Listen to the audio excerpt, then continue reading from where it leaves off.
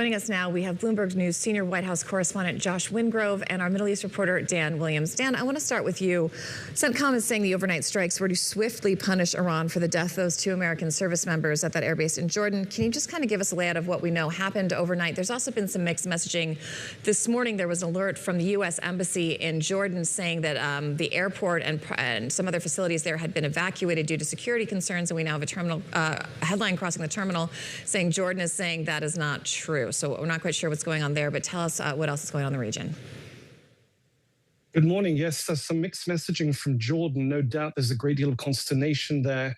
This is a country that really finds itself not just in the line of fire, but the target repeatedly of Iranian strikes since this flare-up dating back several days now. And obviously the site of those American casualties, 2 fatalities, 1 missing, several wounded, bringing the American death toll in this war to 16, and certainly ramping up expectations in the United States, in the administration, that the U.S. response should be severe and may actually be designed to spiral even further.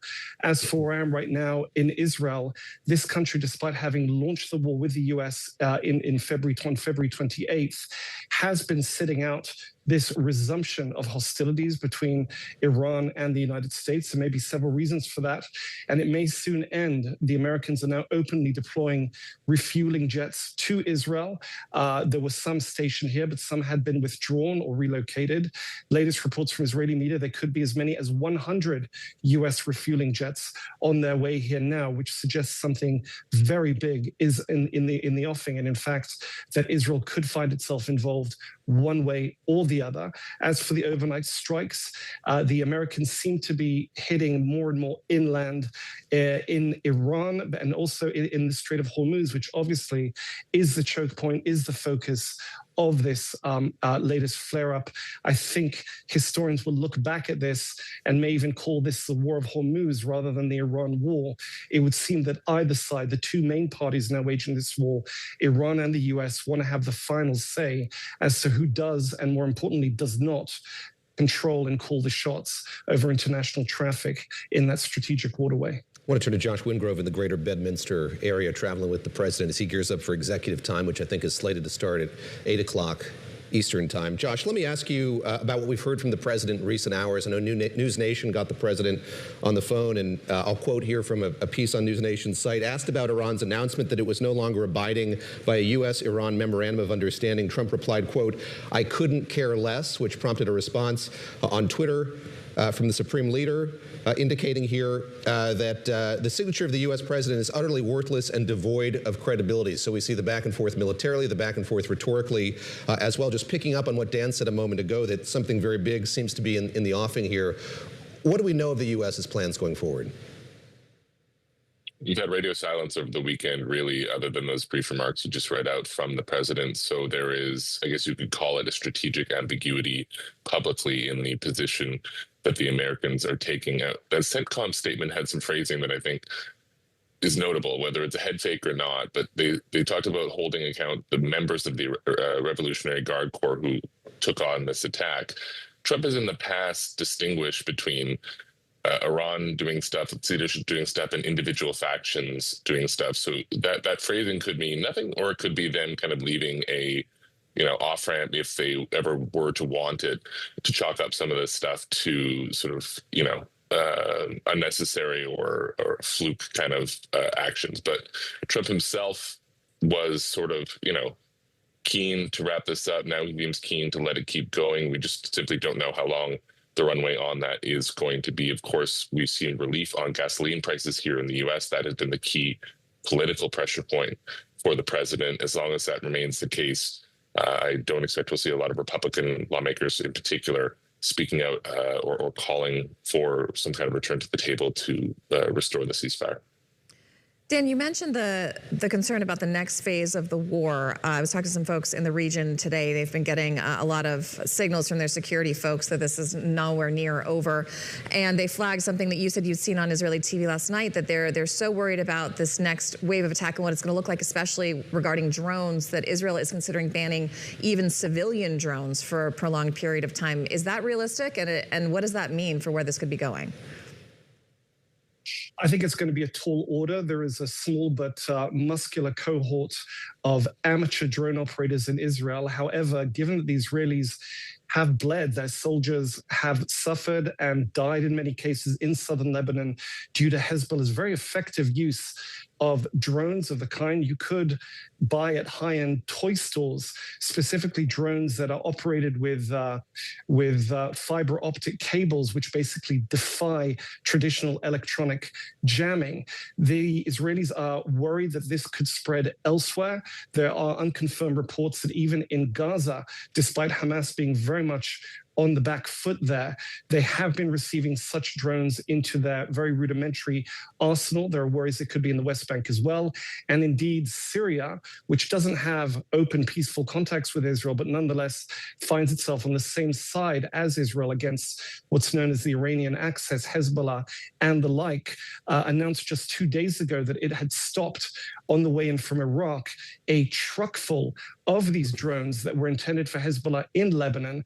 That just shows the ease with which these small, cheap objects can be transported. They're very effective, very low tech, and very threatening to the Israelis.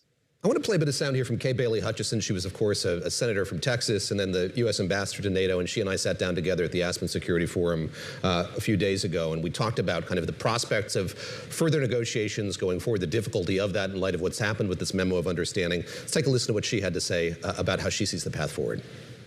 It's a negotiation like we've never had before, at least in my memory, where you negotiate with an adversary that is doing terrible things.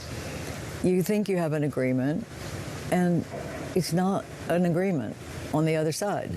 And that has been difficult. I think the U.S. has been patient. We've worked with allied neighbors in the Middle East to get their support, but also to help them, because Iran is turning on its own neighbors.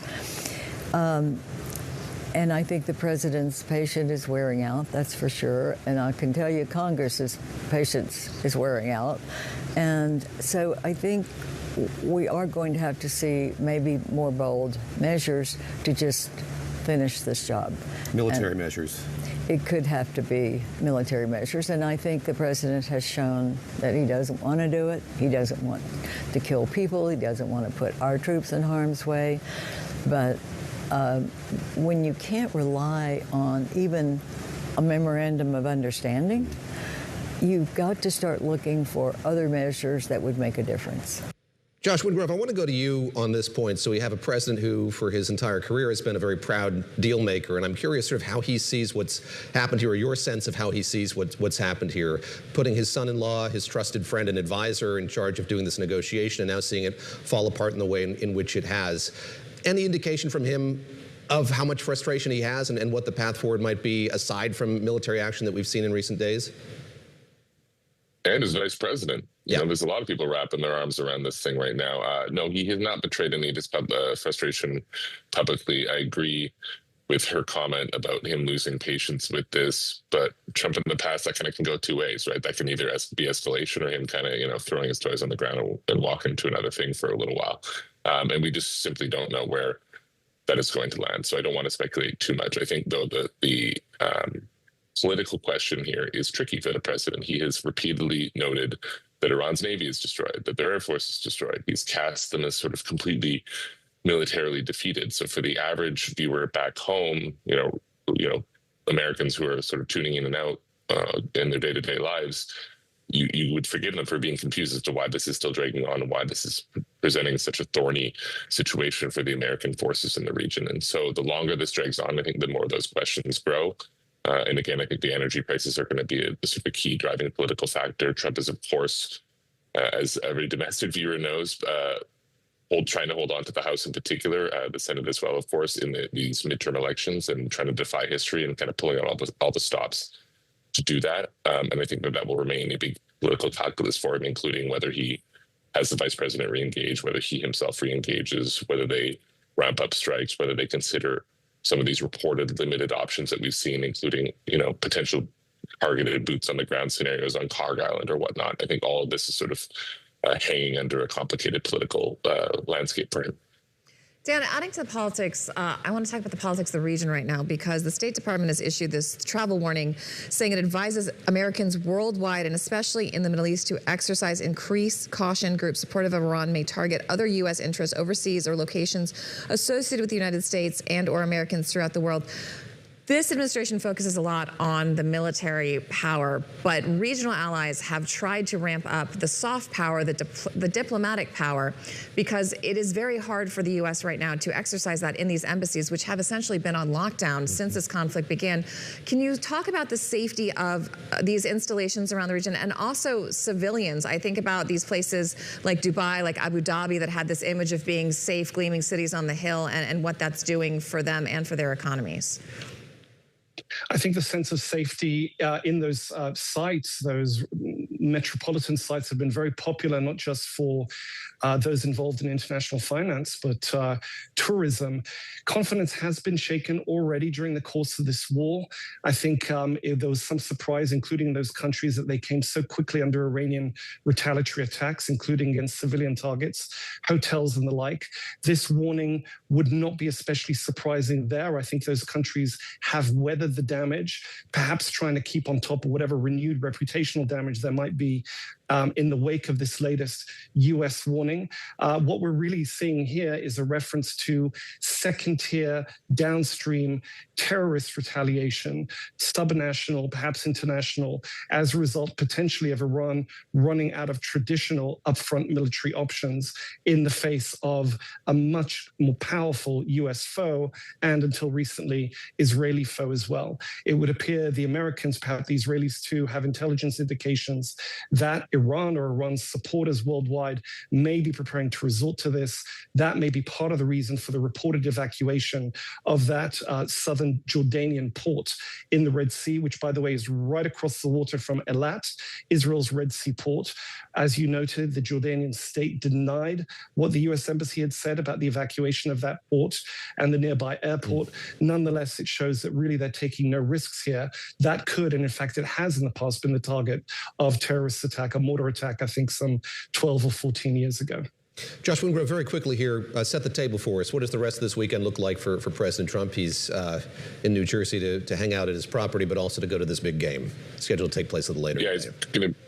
Yeah, happy World Cup final day. He's going to be handing out the trophy here. Mexican President Claudia Sheinbaum, Canadian Prime Minister Mark Carney going to also be in attendance. People are watching that to see whether they actually meet Trump. Of course, there's been some tension with the Canadians in particular in the last few days that we over the wildfire smoke. So we'll see. I'm looking out at New Jersey now. The sky looks mercifully, smoke-free by comparison. So that's good, easing fears that the game would have had too much smoke or even, faced potential delays or whatnot. The first window to hear from the president is probably after the game, other than whatever remarks he makes during the ceremony. So on all these topics, including Iran, I think we're going to have to wait to the end of the day to maybe hear from him to see if he speaks to some of the reporters traveling with him on the plane. So that is a big Sunday for him.